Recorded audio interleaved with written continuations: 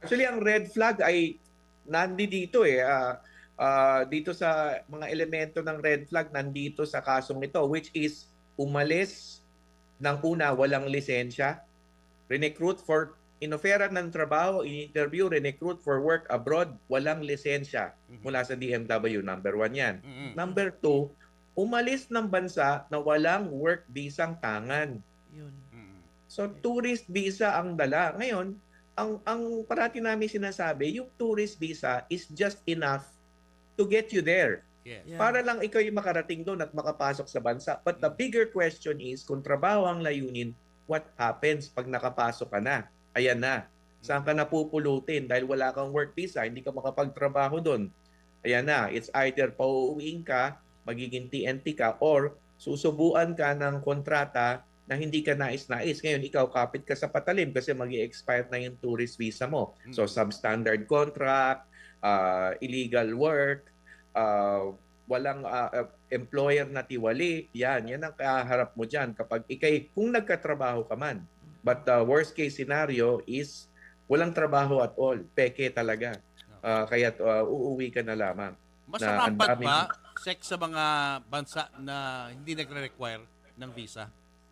Ayan, very common modus yan. In fact, yung scam hub sa Southeast Asia, yung sa Myanmar, Cambodia at Lao PDR na kamakailan lamang napapauwi ng DFA, papasalamat tayo sa DFA, ay mga embahada natin sa lugar na nabanggit, ang modus niyan dahil ASEAN, di ba pag ASEAN country, visa-free arrangement, tinatawag.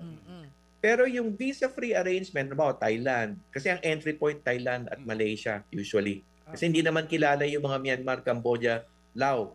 So ang entry point Thailand, Malaysia kasi yan ang kilala ng biktima ng taong ng mga mamamayan natin na bansa. So yun ang pain. Tapos pagdating doon, dadalhin sa Lao, Myanmar at Cambodia for illegal scam, pogo scam hub work. Visa-free arrangement ang pain. But again, yung visa-free arrangement in ASEAN is a tourist visa-free arrangement. It is not a working visa arrangement. Para lang maging turista po sa mga bansa na yon. To work in those countries, in an ASEAN, Southeast Asian country, kailangan work visa, nasa papel. O kaya, pwede rin soft copy visa na tangan nyo na bago pa man kayo umalis ng bansa. So dapat talagang dumaan sa tamang proseso kapag ikaw ay magtatrabaho sa abroad. Ano po ang mga dapat tandaan ng mga gusto magtrabaho sa abroad? Yes, mainly first, dapat lisensyado yung kausap. Lisensyado ng DMW. Usually, may opisina yan. Yan pa isang batch. Pag walang opisina, kikita sa mall, sa restaurant, sa park, public place. Walang opisina yung recruiter. That's a major indication na walang na illegal recruiter ang kausap. Tapos, kung may lisensya man, pwede i-check sa DMW kung totoo yung lisensya. And then, yun nga, siguraduhin may work visa na tangan, may kontrata, of course, na dumaan sa DMW. At ito pa, may mga kaso na walang placement fee dapat na babayaran. Kaya siguraduhin na ang placement fees ay nasa sa ayos at legal o kaya hindi irregular ang fees. Yun po ang mga payo natin. Alas na lang, yung online recruitment. Kaya sinasabi nga natin, kung yung kaharap mong recruiter ay pagdududahan mo, mas lalo na yung hindi mo nakikita at all. Correct.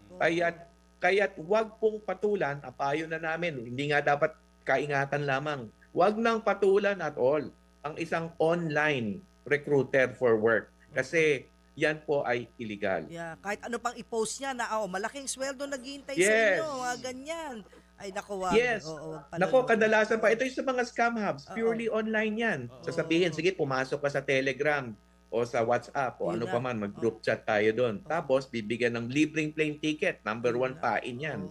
But then again, a plane ticket will just bring you there. And walang magsasabi sa iyo kung legal o tama yung trabaho pupuntahan mo. So wag pong pumatol kahit nabigyan pa kayong libreng plane ticket kasi ang plane ticket pambiyahe lang yun, hindi pang trabaho. Ito, kapag naloko na po ang isang tao, no? Ano-ano po yung tulong or intervention na gagawin niyo po para po sila maligtas o mabalik dito sa bansa? Yes, simple lang po yung 1348 hotline natin. Kung nasa ibang bansa, +632-1348. Meron ding Facebook page ang DMW. Pwede rin pong sumaklolo doon sa linya na yon, sa communication means na yon, at tutugunan po namin at gagawa natin ang paraan na kayo makauwi ng ligtas.